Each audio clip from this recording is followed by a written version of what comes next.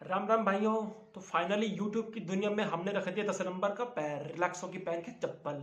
रही बात दुनियादारी की, दुनियादारी जाए भाड़ में, दुनियादारी जाए तेल लेने सरसों का 120 रुपये लीटर वाला है। 135, हाँ, 135-40 जो भी दिल्ली में रेट चल रहा है वो वाला। भैया रेट तो महंगे बढ़ रहे हैं, महंगाई बढ़ती जा रही है।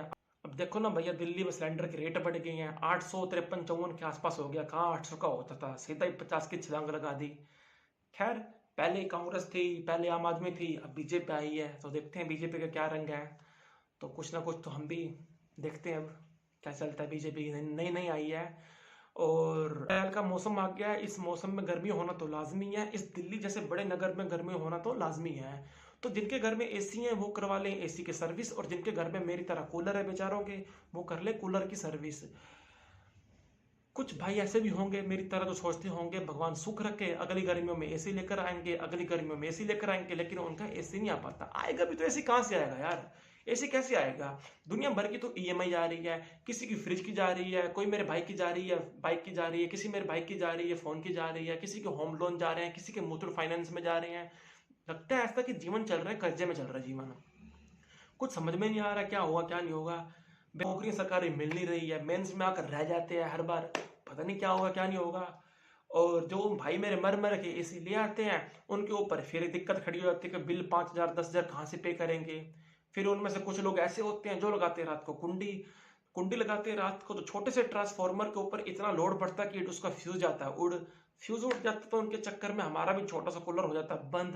तो 2-3 घंटे हमारे ऐसे ही खराब हो जाते हैं, कभी कभी पूरी पूरी रात खराब हो जाती है। खैर कोई बात नहीं, ये सिलसिला तो चलता ही रहता है। अब क्या कहें, भारत है, सब कुछ चलता है यहाँ पर। तो जिनके पास एसी है वो भी परेशान है, जिनके पास एसी नहीं है वो भी परेशान है। तो दुनिया तो सारी परेशान रहती है, तो ऐसे नहीं है कि आप भी परेशान है, हम भी परेशान चल रहे हैं, ये दुनिया आपके अड़ोसी पड़ोसी सब परेशान चल रहे हैं। खैर, मैं ना आपको एक छोटी सी बात बता दूं, मुझे लगा बहुत ही जरूरी है आपको बता ही दूं। कल मैं बस में ट्रैवल कर रहा था, तो एक आंटी काफ़ी रो रही थी। तो बात करने पर पता चला कि उनके लड़के ने किसी लड़की के चक्कर में अपने आप को ख़त्म कर लिया। तो आंटी जी को थोड़ी सी हमने सहानुभूति दी कि आंटी जी कोई बात नहीं, हिम्मत रखिए। लेकिन आपसे मैं बोलना चाहता हूँ यार, लड़की के चक्कर में अपने आप को स्विच ऑफ करना अच्छी बात है। तुम क्यों लड़की के चक्कर में अपना जीवन खत्म कर रहे हो। पहली बात है बेरोजगारी है, आप अपनी बेरोजगारी दूर कीजिए। ठीक है, लड़की बाजी छोड़ो आप अपना। फिर भी आपको कोई फ्रेंड से बात करनी है तो आप कर लीजिए। नहीं मानती, आपको भगवान ने पैर दे रखे हैं, हाथ दे रखे हैं, पैर दे रखे हैं, आप किसी और के पास चले जाओ बात करने के लिए।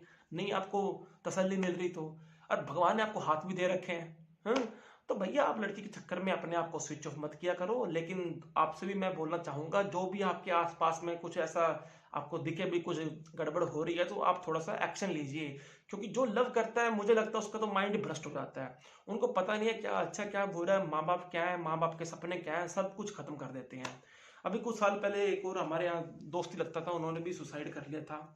तो तभी मेरे को बहुत हर्ट हुआ था। तो भैया अपने आप को स्विच ऑफ मत किया करो अपना। और जो आप लोगों को पता चल जाए भी कुछ ऐसी गड़बड़ी हो रही है, तो आप थोड़ा सा अवेयर हो जाओ उनके बारे में, थोड़ी उनको एडवाइस दो, ताकि वो कुछ रोकथाम हो सके उनके जीवन में जो भी नुकसान हो रहा है। तो माँ बाप के भी सपने होते हैं। आप लोग सोचते होंगे कि यार क्या करता है, कुछ मर्जी खाए धक्के खाए, हमें का किसी से लेना देना। खैर थोड़ा बहुत तो हम कर ही सकते हैं। और दूसरी बात यह है कि गर्मी चल रही है, ठीक है, अप्रैल का मौसम चल रहा है। जो भाई मेरे गेहूं काट रहे हैं फटाफट से गेहूं काट दें, फिर भूसे की ढुलाई भी करनी होगी, भूसे की ढुलाई भी कर करके फटाफट अपने आप को फ्री कर लें, ताकि ये सीजन की दोबारा से हम तैयारी कर सकें।